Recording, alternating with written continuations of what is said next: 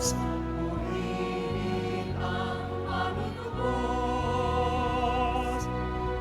Panginoong Jesus Nazareno, Amin at mamuling alay namin sa'yo, hindi ng nalangin at pagsamo ng bayan mo, Panginoong Jesus Nazareno.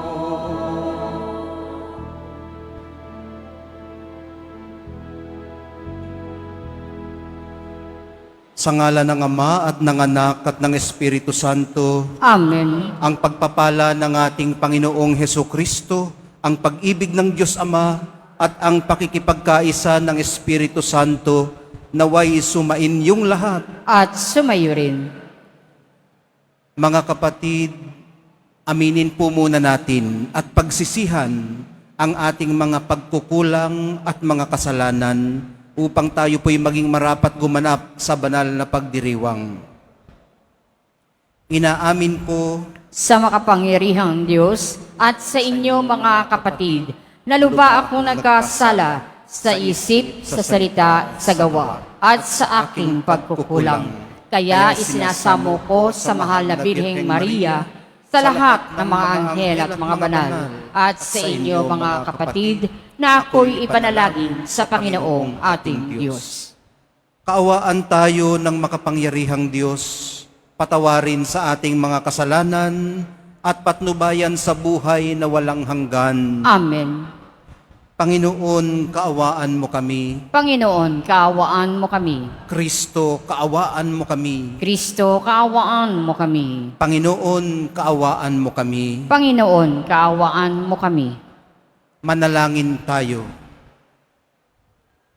Ama naming makapangyarihan, ipagkaloob mong ang pagsilang ng manunubos ay lagi naming sambahin at isaloob sa pagtataguyod ng talang maliwanag na sumisikat sa pamamagitan niya kasama ng Espiritu Santo magpasawalang hanggan. Amen. Magsiupo ang lahat. Pagbasa mula sa unang sulat ni Apostol San Juan. Minamahal kong mga kapatid, sino ang makapagtatagumpay laban sa sanlibutan? Ang sumasampalatayang si Jesus, ang anak ng Diyos. Si Jesucristo ang naparito sa sanlibutan, bininyagan sa tubig, at nagbubo ng kanyang dugo sa kanyang kamatayan. Hindi lamang bininyagan sa tubig, kundi nagbubo pa ng kanyang dugo. Ang Espiritu ang nagpapatotoo tungkol dito, sapagkat ang Espiritu ay katotohanan. Tatlo ang nagpapatotoo, ang Espiritu, ang tubig, at ang dugo, at nagkakaisa ang tatlong ito. Tinatanggap natin ang patotoo ng tao, ngunit lalong matibay ang patotoo ng Diyos. At iyon ang patotoo ng Diyos tungkol sa Kaniyang anak.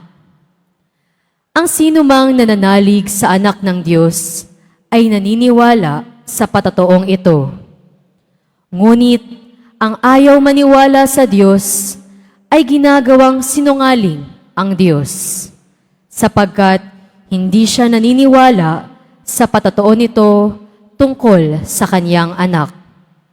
At ito ang patotoo.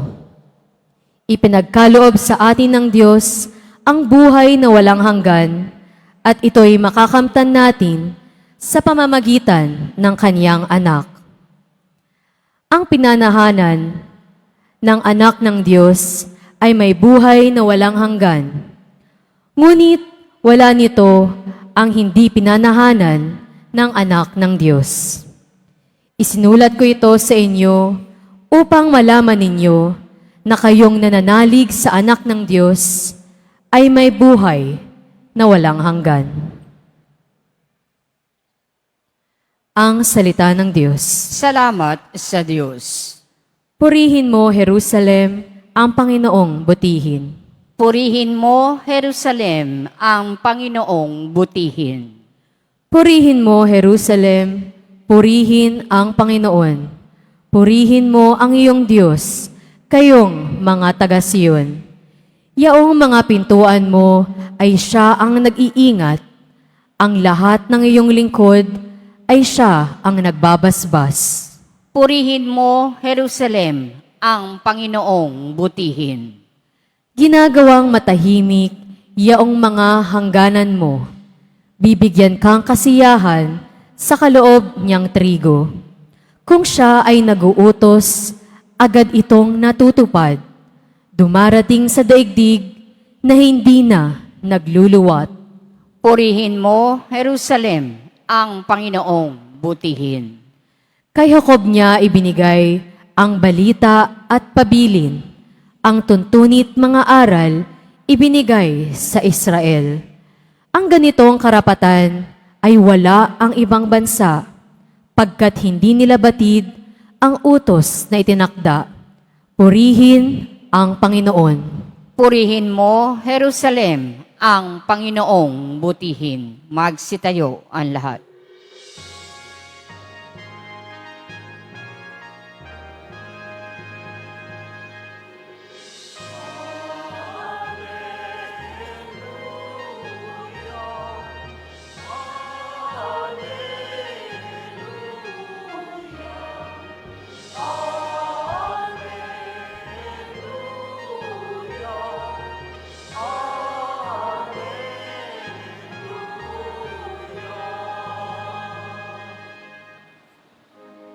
Ipinangaral ni Jesus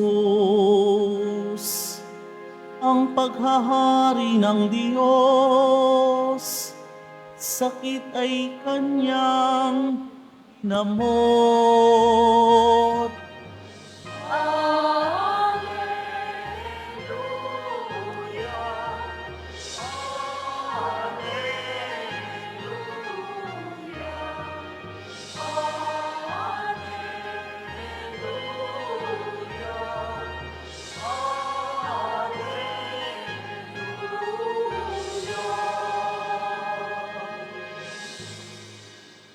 Sumainyo ang Panginoon. At sumayo rin. Ang mabuting balita ng Panginoon ayon kay San Lucas. Papuri sa iyo, Panginoon. Nung si Jesus ay nasa ibang bayan, isang lalaking ketongin ang lumapit sa kanya. Pagkakita ng ketongin sa kanya, ito'y nagpatira pa at namanhik sa kanya. Ginoo, kung ibig po ninyo, ako'y inyong mapagagaling. Hinipo siya ni Jesus at ang sabi, ibig ko, gumaling ka. Pagdakay nawala ang kanyang ketong at pinagbilinan siya ni Jesus, huwag mong sasabihin ito kanino man. Sa halip ay pumunta ka sa saserdote at pasuri. Pagkatapos, maghandog ka ng haing iniuutos ni Moises bilang patutuo sa mga tao na magaling ka na. Ngunit lalo pang kumalat ang balita tungkol kay Jesus, kaya't dumagsa ang napakaraming tao upang makinig at magpagamot sa Kanya. At si Jesus ay laging nagpupunta sa ilang napuok at nananalangin. Ang mabuting balita ng ating kaligtasan. Pinupuri ka namin, Panginoong Heso Kristo. Magsiupo ang lahat. Gaano man po kasidhi ang kagustuhan nating gumaling, gayon ding masidhi ang kagustuhan ng Nazarenong tayo'y gumaling. Lumapit lang po tayo sa Kanya at hingin ito ng may kapakumbabaan. Gaya po ng inihahalimbawa sa atin ng lalaking may sakit sa Ebanghelyo ngayon.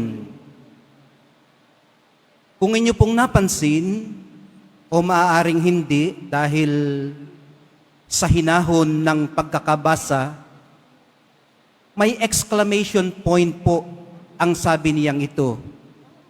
Ibig ko, gumaling ka. Matinding damdamin po ang ipinararating nito. Naalala ko nung Elementary, yan ang itinuturo sa amin. Pag daw ang pangungusap ay mayroong exclamation point, ano ba yun sa Tagalog? Tandang padamdam. Nangangahulugan po yun na matinding damdamin ang ipinararating ng pangungusap na yun. Ibig pong sabihin, hindi lang po niya ito gusto, ibig po niya ito. Sa kanya po natin maiintindihang pag-ibig ang nagpapaluwag ng dibdib para buong buo nating mapasan ang kanya-kanya nating krus. Dala ng pagsusumikap nating sumunod. Kaya hindi na po tayo magtataka kung paanong napasan ng Nazareno ang kanyang krus. Natanggap niya ito, bagamat hindi madali. Doon sa Getsemani, halos gusto na niyang isauli sa Ama. Kung pwede lang, sana. Ibinabalik ko na po sa inyo ang kopang ito. Pero gaya po ng sinasabi sa Ebanghelyo, lagi siyang nananalangin, nagpupunta sa ilang na puo, kuminsan 40 araw at 40 gabi siya doon, nag-aayuno at nananalangin. At sa prosesong iyon, napapaalalahanan siya ng kanyang pagsusumakit na ginagawa pala niya ito dahil sa kanyang pag-ibig sa atin at pagsunod sa Ama. Kaya po natanggap niya, bagamat hindi madali, ang kanyang sasapitin sa krus. Sa kanya din po natin maiintindihan ang napakalaking kabalintunaan ng buhay.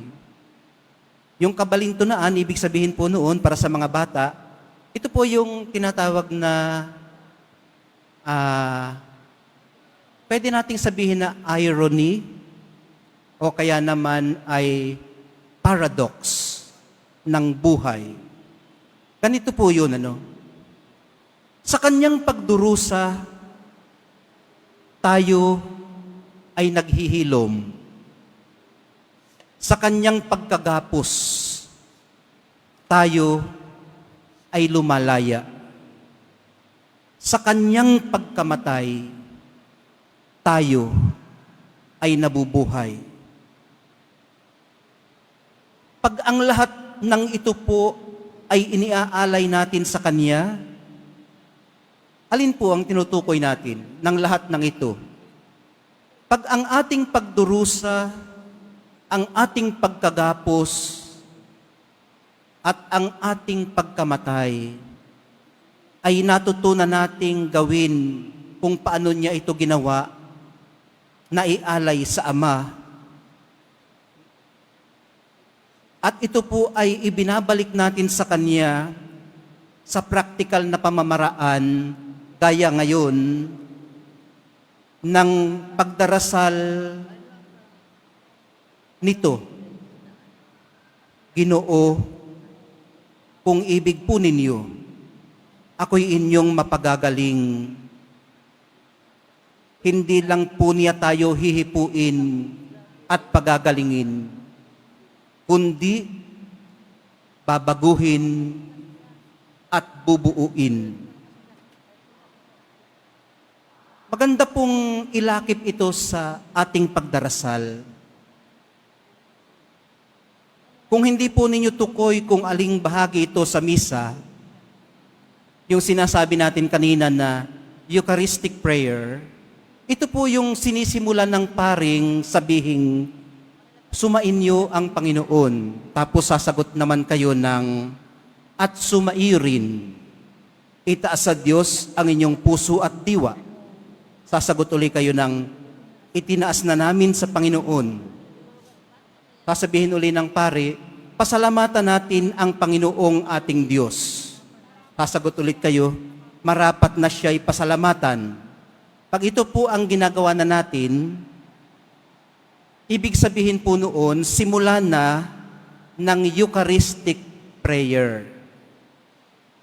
Habang nakikinig na mabuti sa panalangin ng pari, dito na rin po napakagandang dasalin ng tahimik sa inyong sarili, ang katulad na panalangin ng lalaking may sakit sa ating ebanghelyo.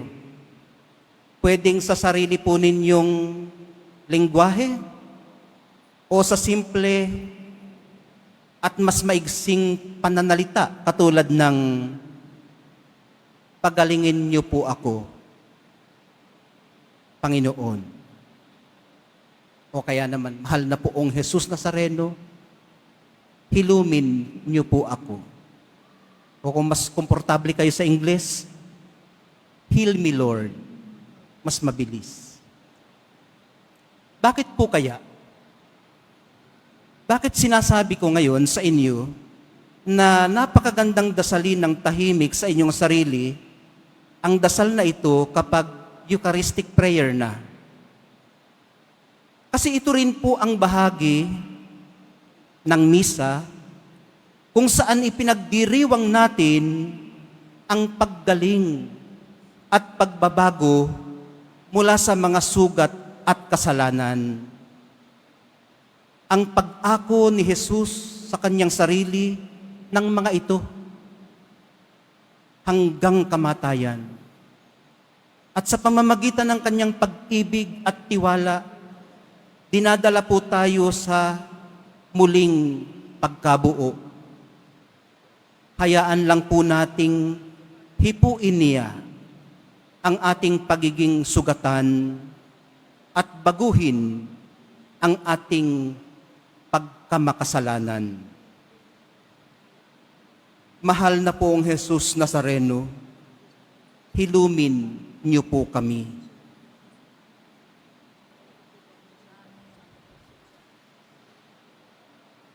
Magsitayo ang lahat.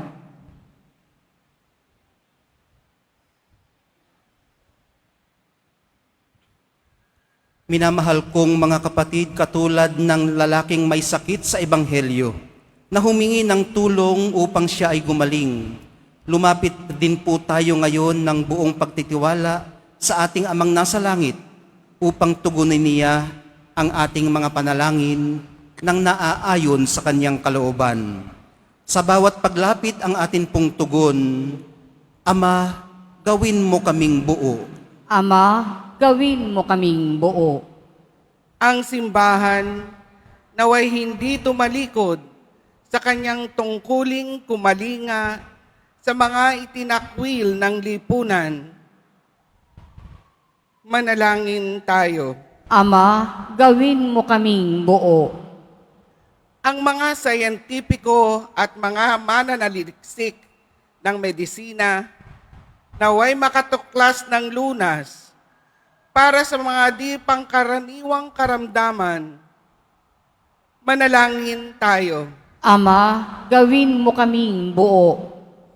Ang aming pamayanan naway dumamay ng may pagmamahal at pagkalinga sa mga iniiwasan at pinagdidirihang kasapi ng ating sambayanan. Manalangin tayo. Ama, gawin mo kaming buo. Ang mga pamilya, kamag-anak at kaibigan naway tumugon sa pangangailangan ng mga may sakit. Manalangin tayo. Ama, gawin mo kaming buo. Ang mga namatay kay Kristo naway tanggapin ng may pag-ibig at habag sa kaharian ng Diyos. Manalangin tayo. Ama, gawin mo kaming buo. Sa ilang sandali ng katahimikan ng ating puso, lakas loob po nating iakyat sa krus at magiliw nating ibulong sa Nazareno lahat ng mga isinisigaw ng ating puso't kalooban. Yun pong mga dalangin hindi pa nababanggit at hindi pa naisusulat. Pati na rin po yung mga ipinagbilin sa atin ng ating mga mahal sa buhay na hindi makaparito sa Quiapo.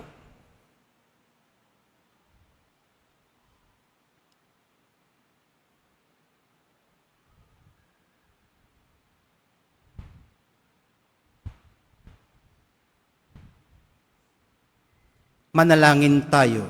Ama, gawin mo kaming buo.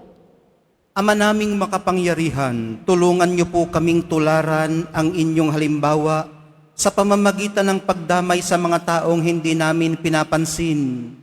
Dagdagan niyo po ang aming pananampalataya at tanggapin ang aming mga panalangin sa pamamagitan ni Kristong aming Panginoon. Amen. Magsiupo ang lahat.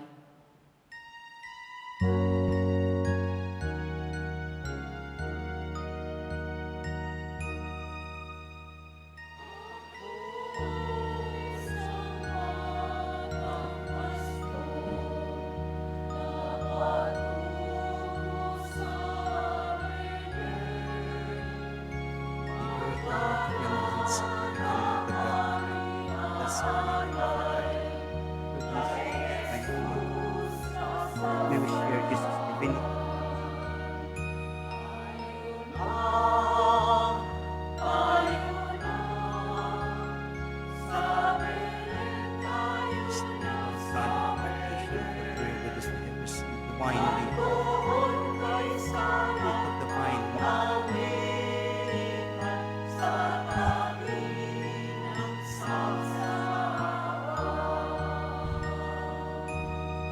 Magsitayo ang lahat.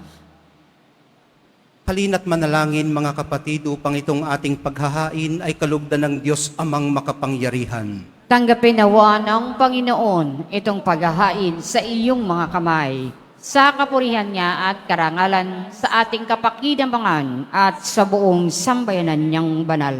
Ama naming lumikha, tanggapin mo ang aming inihahaing mga alay upang ang pag-ibig mong aming ipinagdiriwang ay siya namin ngayong mapagsalusaluhan sa pamamagitan ni Hesu Kristo, kasama ng Espiritu Santo, magpasawalang hanggan. Amen.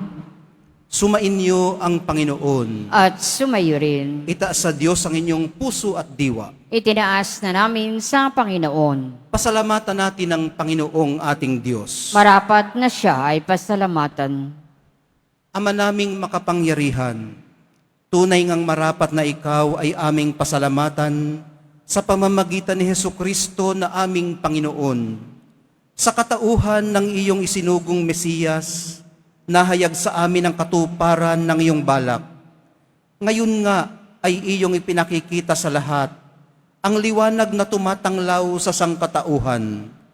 Sa pagpapahayag ng anak mong ginigiliw, na siya ay hindi naiiba sa amin, minarapat mong sa pagkatao namin magningning ang kariktan ng kadakilaan yang hindi magmamaliw. Kaya kaisa ng mga anghel na nagsisiawit ng papuri sa iyo, nang walang humpay sa kalangitan, kami nagbubunyi sa iyong kadakilaan.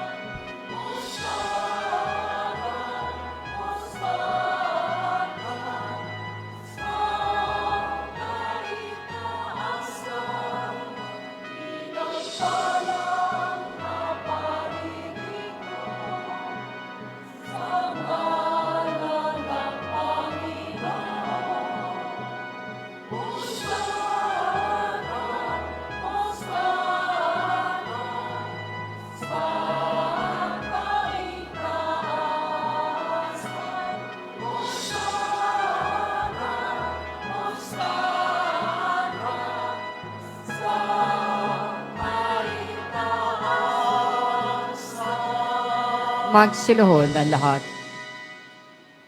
Ama naming banal, ikaw ang bukal ng lahat ng kabanalan, kaya't sa pamamagitan ng iyong Espiritu, Gawin mong banal ang mga kaloob na ito upang para sa amin maging katawan at dugo ng aming Panginoong Heso Kristo. Bago niya pinagtiis ang kusang loob na maging handog, hinawakan niya ang tinapay, pinasalamatan kaniya, pinaghati-hati niya iyon, iniabot sa kanyang mga alagad at sinabi, "Tanggapin ninyong lahat ito at kanin. Ito ang aking katawan na ihahandog para sa inyo."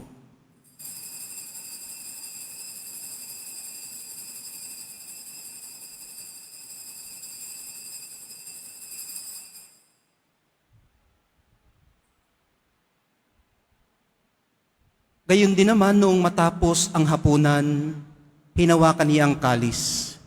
Muli kanyang pinasalamatan. Iniabot niya ang kalis sa kanyang mga alagad at sinabi, "Tanggapin ninyong lahat ito at inumin. Ito ang kalis ng aking dugo, ng bago at walang hanggang tipan.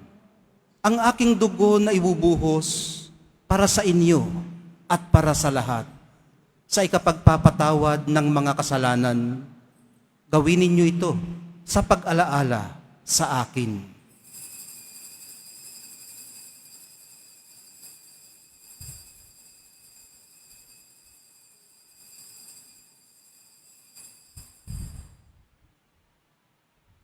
Magsitayo ang lahat. Ipagbunyi natin ang misteryo ng pananampalataya. Si Kristo'y namatay, si Kristo'y nabuhay, si Kristo'y babalik sa wakas ng panahon. Ama, ginagawa namin ngayon ang pag-alala sa pagkamatay at muling pagkabuhay ng iyong anak. Kaya tiniaalay namin sa iyo ang tinapay na nagbibigay buhay at ang kalis na nagkakaloob ng kaligtasan. Kami nagpapasalamat dahil kami iyong minarapat na tumayo sa harap mo para maglingkod sa iyo.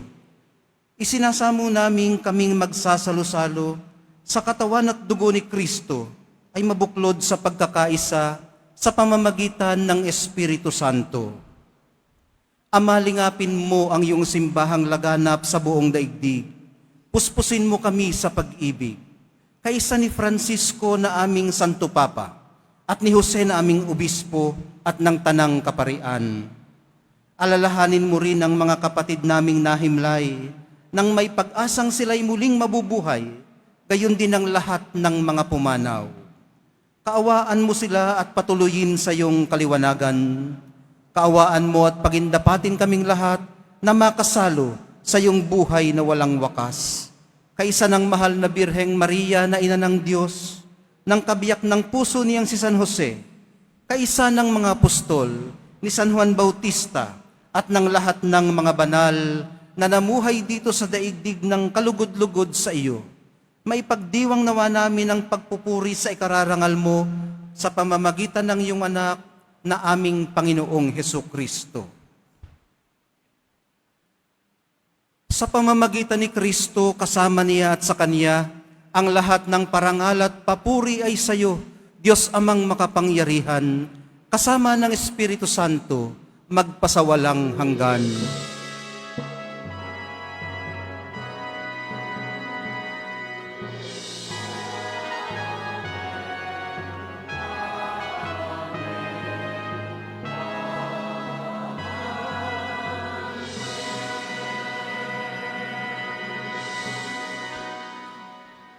Itinuring po tayo ni Jesus na hindi na iba sa Kanya, kundi po sarili niyang mga kaibig at mga kapatid. Kaya po may lakas ng loob tayong tawagin ng Kanyang Ama na atin ding Ama. Ama namin, Sumasalangit ka, sambahin ang ngalan mo, mapasa amin ang kaharian mo, sundin ang loob mo dito sa lupa para nang sa langit. Bigyan mo kami ngayon ng aming kakanin sa araw-araw at patawarin mo kami sa aming mga sala para ng pagpapatawad namin sa nagkakasala sa amin. At huwag mo kami ipahintulot sa tukso at iadya mo kami sa lahat ng masama.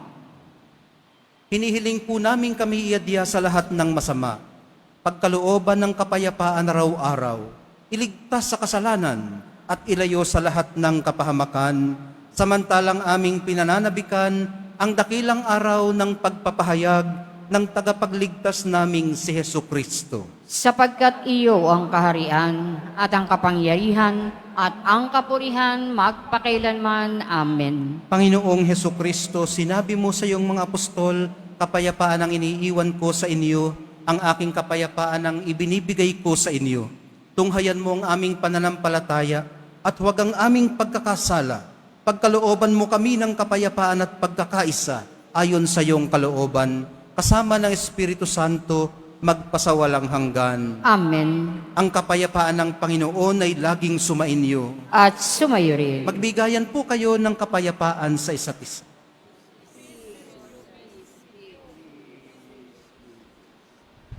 Kordero ng Diyos na nag-aalis ng mga kasalanan ng sanlibutan, maawa ka sa amin. Kordero ng Diyos na nag-aalis ng mga kasalanan ng sanlibutan, maawa ka sa amin.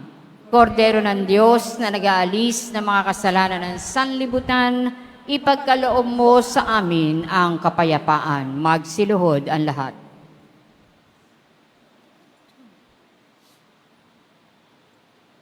Narito ang kordero ng Diyos.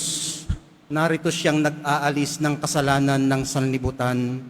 Mapapalad ang mga inaanyayahan sa kanyang piging. Panginoon, hindi ako karapat-dapat magpatuloy sa iyo. Ngunit sa isang salita mo lamang ay gagaling na ako.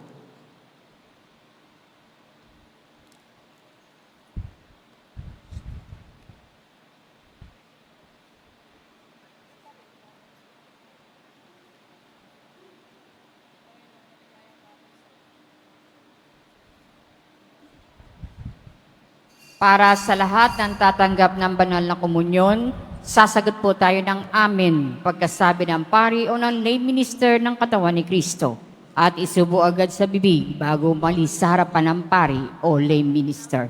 Sumunod po tayo.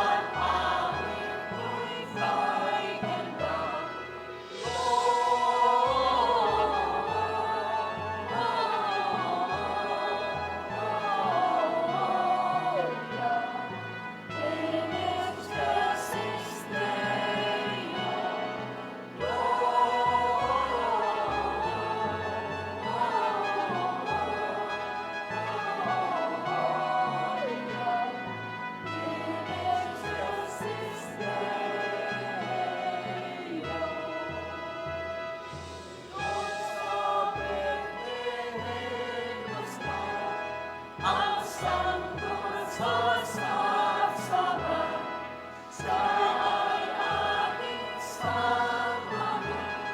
Si Kristo ang Diyos natin.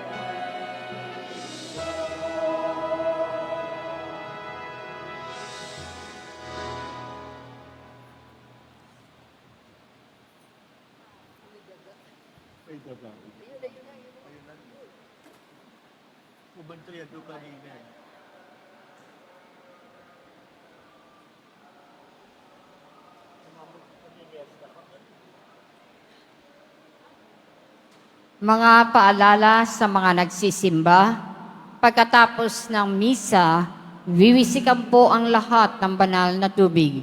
Pinakikiusapan ng lahat na manatili lamang muna sa inyong mga lugar.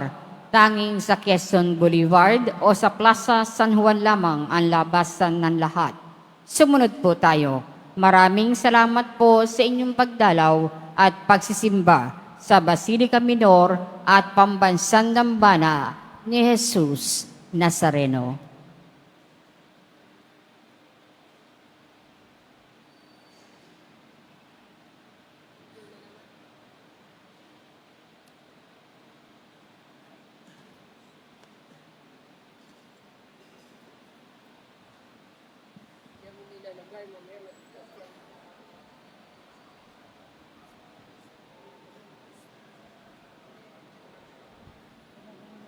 Magsiluhod po ang lahat at ating dadasalinin ang panalangin sa mahal na poong Jesus Nazareno. Mahal na poong Jesus Nazareno, banal ang iyong pangalan. Dinadakila at pinasasalamatan ka namin. Nagpakababa ka at sumunod sa kalooban ng Ama. Pinasan mo ang krus at nag-alay ng buhay para sa aming kaligtasan. Tanggapin mo ang aming dasal at sakripisyo. Itulot mo na kaming sumasamo ng buong katapatan at pagmamahal, magbahagi ng mabuting balita, magsisi at itakwil ang kasalanan at masama, at maghatid ng awa at kapayapaan sa aming kapwa. Ipinagkakatiwala namin sa iyo ang lahat-lahat sa amin. Ipinapanalangin namin ang mga nangangailangan ng iyong tulong. Ipinapaubaya namin sa iyo ang aming mga kahilingan.